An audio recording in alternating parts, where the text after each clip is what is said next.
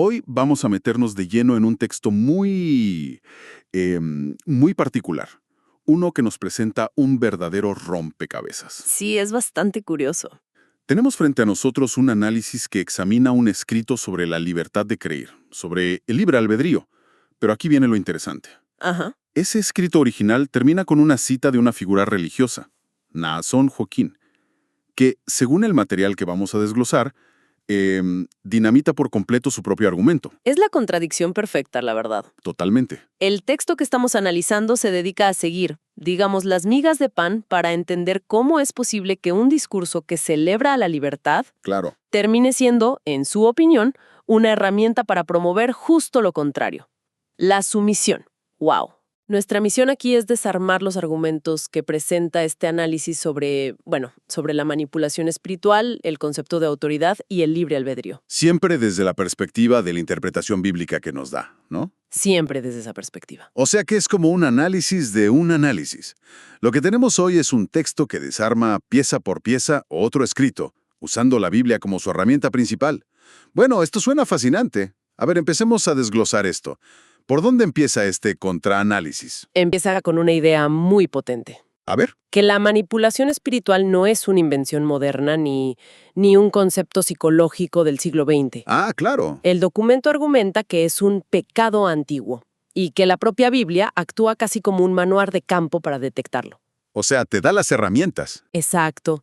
Señala que los textos bíblicos están llenos de advertencias sobre falsos maestros. O sea que, para este análisis, la preocupación por el engaño religioso es tan vieja como la religión misma. ¿Y qué ejemplos concretos pone sobre la mesa para sostener esa idea? Se enfoca en dos pasajes que considera clave. El primero lo toma de la segunda carta de Pedro, donde se advierte sobre gente que, y cito, por avaricia harán mercadería de vosotros con palabras fingidas. Espera, esa frase es increíblemente visual. Harán mercadería de vosotros. Es fuerte, ¿verdad? No está hablando de un simple desacuerdo teológico. El texto lo enmarca como una especie de trata de personas espiritual. Es escalofriante. Exactamente.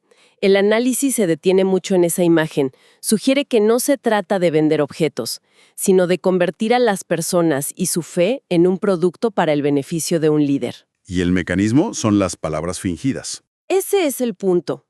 Un lenguaje que suena piadoso, que suena liberador, pero que esconde un propósito egoísta. Es como una cáscara bonita para un fruto podrido. Entiendo. Es el arte del disfraz. ¿Y el segundo ejemplo que menciona? El segundo viene de una carta a Timoteo. Describe una época en la que la gente ya no querrá escuchar la sana doctrina. Y preferirá seguir a maestros que les digan lo que quieren oír, apartándose así de la verdad. Claro.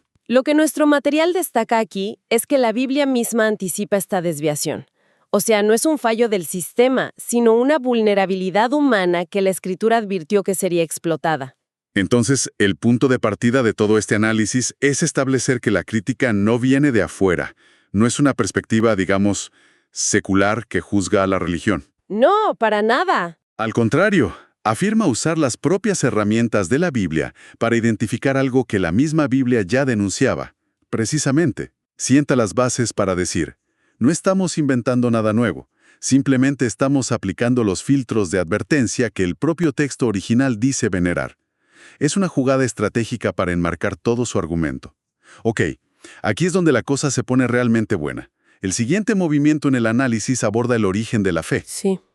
El texto que se critica parece decir algo con lo que casi nadie estaría en desacuerdo, que la fe viene por oír el evangelio que predicaron los apóstoles. Suena lógico, ¿no?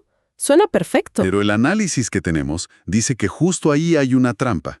Sí, y es una trampa muy sutil, un juego de manos teológico, por así decirlo. A ver, el análisis primero valida la premisa bíblica citando Romanos. La fe es por el oír la palabra de Cristo. El énfasis, como ves, está en Cristo. Claro, el mensaje es la estrella, no el cartero. Exacto. Pero la trampa, según el documento que revisamos, es el siguiente paso. Se usa esa verdad aceptada para luego deslizar casi imperceptiblemente la idea de que un apóstol moderno es el conducto indispensable y exclusivo de esa palabra. Ah, Y de repente, el centro de gravedad se desplaza de la palabra de Cristo a la palabra del hombre que afirma representarlo. ok, espera. Entonces el texto está diciendo que la enseñanza original elogia a los apóstoles bíblicos para luego, sutilmente, colocar a una figura moderna en esa misma categoría. Es una jugada muy audaz. El análisis lo llama un bait and switch teológico. Un cebo y un cambio. Exacto. Te atraen con un cebo que es bíblicamente cierto para luego hacer un cambio y poner algo completamente distinto en su lugar. Claro. Y para demostrar que este cambio es ilegítimo, el análisis introduce un criterio muy estricto sobre qué significa ser un apóstol, según la Biblia. Ah, claro. No se queda en la afirmación. Busca pruebas dentro del mismo texto. Así es. Nos lleva a un momento fascinante en el libro de los Hechos, justo después de la muerte de Judas. Cuando buscan al reemplazo. Sí, tienen que elegir a un reemplazo, y la regla número 1, el requisito no negociable, es que el candidato tenía que haber estado ahí. Tenía que haberlo visto. Tenía que haber visto a Cristo resucitado con sus propios ojos. No era un título que se podía heredar o transferir. Era un cargo basado en ser un testigo ocular directo. Lo cual, por definición, es imposible para cualquier persona viva hoy. Fin de la discusión, desde esa perspectiva. Ese es el argumento central de la fuente. Sostiene que, bajo este criterio bíblico, la autoridad apostólica original es única e intransferible. O sea, no se pasa de uno a otro. No. Por lo tanto, cualquier reclamo de una autoridad equivalente hoy en día es, según este análisis, una construcción sin fundamento bíblico. Se apropia del título, pero no puede cumplir con el requisito fundamental. Aunque podría haber alguien argumentando en contra, diciendo que, una guía viva es esencial para interpretar textos antiguos, que la figura del apóstol evolucionó. ¿El análisis que tenemos aborda de alguna manera ese posible contraargumento? No directamente, pero lo hace de forma implícita, al centrar la fuente de la fe en la palabra de Cristo y no en el intérprete. Sugiere que la autoridad reside en el mensaje original, que está preservado en la Escritura, y no en una cadena de mando humana. La postura que toma es que la guía es el texto mismo, accesible a todos. No una persona que actúa como guardián. Exacto, o como un peaje exclusivo hacia la verdad. Entiendo. Así que esa misma táctica, ese juego de manos, parece aplicarse también a la idea del libre albedrío, ¿no es así? El análisis argumenta que la libertad misma se redefine en el discurso que critica. Totalmente. Y aquí es donde la psicología de la manipulación, según el texto, se vuelve aún más sofisticada. ¿Por qué? Porque no se trata de negar la libertad de frente, lo cual generaría resistencia inmediata. La táctica que describe es mucho más astuta. Se apropia del lenguaje de la libertad. Ah, claro. El documento tiene una frase lapidaria al respecto. La manipulación se disfraza cuando el manipulador usa un lenguaje dulce, sobre libertad, pero exige sumisión absoluta a su autoridad. Es una contradicción en sí misma. Es como decir, eres libre y ahora usa esa libertad para obedecerme ciegamente. Suena una paradoja diseñada para confundir. Y es precisamente esa paradoja lo que el análisis se empeña en exponer. Para desarmarla, presenta lo que considera la visión bíblica auténtica de la libertad, citando la carta a los Gálatas. Sí. Para libertad nos hizo Cristo, no estéis otra vez sujetos al yugo de esclavitud. El mensaje ahí parece ser que la libertad es el destino, no el punto de partida para elegir un nuevo amo. Exacto. Es la meta final del viaje espiritual, no una herramienta para volver a la servidumbre, aunque el amo sea una figura religiosa carismática. Esa es la distinción fundamental que el análisis quiere dejar clara.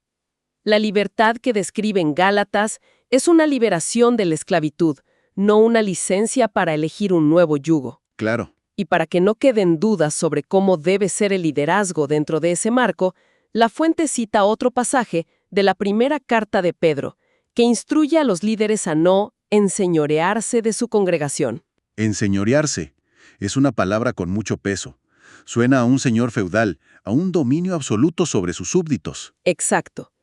El análisis contrapone ese modelo de liderazgo de dominio con un modelo de servicio. Argumenta que, desde la perspectiva bíblica que defiende, el verdadero libre albedrío es estructuralmente incompatible con la obediencia ciega. No pueden convivir. Son como el agua y el aceite. La libertad y la sumisión absoluta son, en esta interpretación, opuestos. Esto nos lleva directamente al clímax del análisis, el punto donde todo explota. La cita de Naasón Joaquín que el texto original usa para cerrar, el momento clave. El documento que revisamos la presenta y luego procede a demolerla punto por punto. La cito. Cuando una persona te exige o te obliga a creer en algo que no has entendido, te está privando del derecho que Dios te dio. El análisis califica esto de irónico y contradictorio. ¿Por qué? ¿Cómo construye ese contraste? Lo hace de una forma muy metódica. Es un ejercicio de dicho contra hecho. Enumera una serie de prácticas que atribuye a la organización La Luz del Mundo. Ok. Y las enfrenta directamente a las palabras de esa cita, para mostrar lo que considera una hipocresía flagrante. Vamos a ver esos puntos. ¿Cuál es el primero? El primero es que, según el análisis, en esa comunidad se exige creer que un hombre es apóstol sin aportar lo que el texto considera evidencia bíblica sólida. El requisito del testigo ocular. Exacto, el que ya mencionamos. Esto choca frontalmente con la idea de no obligar a creer en algo que no has entendido. El argumento es, se impone un dogma fundamental sin una base que se pueda examinar y entender libremente. Bien, el primer contraste es sobre la autoridad. El segundo, El segundo es que se obliga a los fieles a aceptar que la palabra de este líder es infalible, sin error. ahí se acaba la discusión. Claro. Si la palabra de alguien es infalible por decreto, se anula el espacio para el entendimiento personal, la duda o el cuestionamiento. Se convierte en un acto de sumisión, no de comprensión. La cita habla de un derecho a entender, pero esta práctica, según el análisis, lo elimina de raíz. Y el tercer punto es quizás el más duro, porque toca la situación legal del líder. Sin duda, es el punto más polémico. El análisis afirma que se presiona a los miembros para que mantengan su obediencia y creencia en él, a pesar de estar en prisión por delitos graves y comprobados por la justicia. Ese punto es el más discordante, sí. Totalmente. ¿Cómo se reconcilia la idea de no ser obligado a creer con la presión de mantener la fe en alguien cuya conducta ha sido juzgada y sentenciada? El análisis lo presenta como la forma más extrema de coacción psicológica. Ese punto sobre la situación legal es el más chocante. Según el texto que estamos viendo, ¿cómo puede un sistema de creencias procesar esa disonancia cognitiva? Bueno, ¿Cómo se mantiene un mensaje de libertad y verdad de un líder que está condenado por la justicia? El análisis profundiza en ese aspecto psicológico. no usa el término disonancia cognitiva, pero describe el mecanismo. Sugiere que la presión grupal y la redefinición de los hechos son clave. Redefinición. ¿A qué se refiere?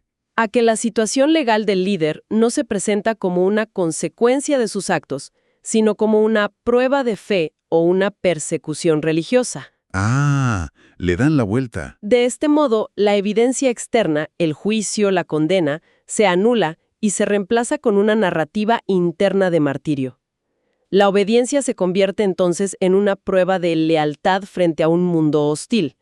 Es un círculo que se cierra sobre sí mismo. Entiendo. Se crea una realidad alternativa. Y finalmente, el cuarto punto se centra en la cultura interna de la organización. Correcto.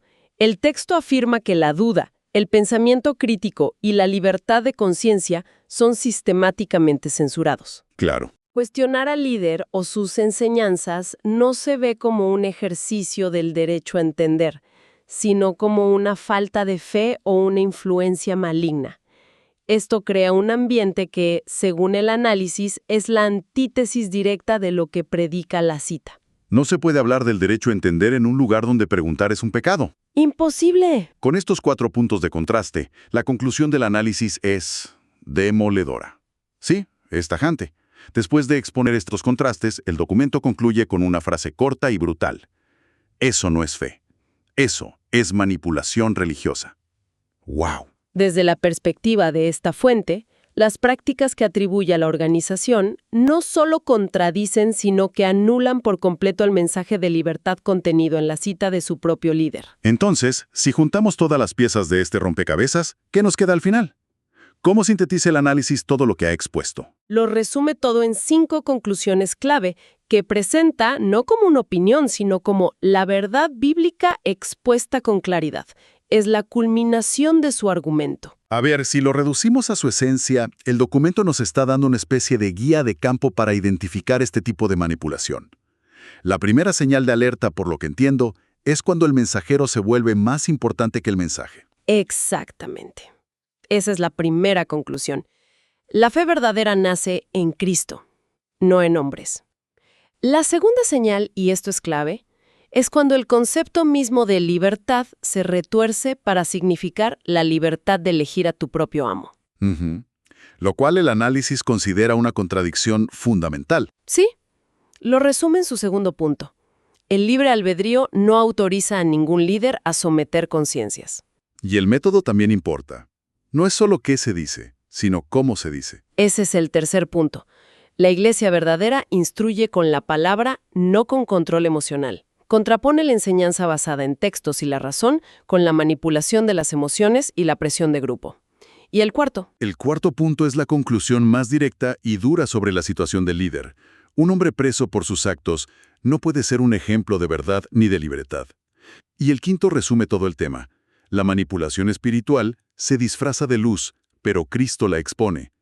Y para rematar todo el argumento, el texto se apoya en una de las citas más famosas de la Biblia. ¿Verdad? Sí, usa la frase de Juan 8:32. Conoceréis la verdad y la verdad os hará libres. Pero lo crucial es el giro interpretativo que le da en este contexto. No la deja flotando en el aire. ¿Y cuál es ese giro? ¿Qué matiz le añade? Dice que esta no es una libertad para seguir ciegamente a otro hombre, sino una libertad de toda mentira que esclavice el alma. Ah, cambia el enfoque. Totalmente. La libertad no es el camino hacia un nuevo líder, sino la emancipación de cualquier forma de engaño o control humano. Es el broche de oro que amarra toda su argumentación, presentando la verdad como una fuerza liberadora que rompe cadenas, no que forja otras nuevas. Este análisis, más allá del caso específico que trata, nos deja con una pregunta mucho más amplia, una que podemos aplicar a cualquier discurso, ya sea religioso, político o de cualquier otro tipo. Claro. Basándonos en los puntos que hemos explorado, ¿cómo se puede aprender a distinguir entre una guía que genuinamente busca empoderar a través de la verdad y una que utiliza el lenguaje de la libertad y la verdad precisamente para controlar? ¿Cuáles son las señales a las que hay que prestar atención?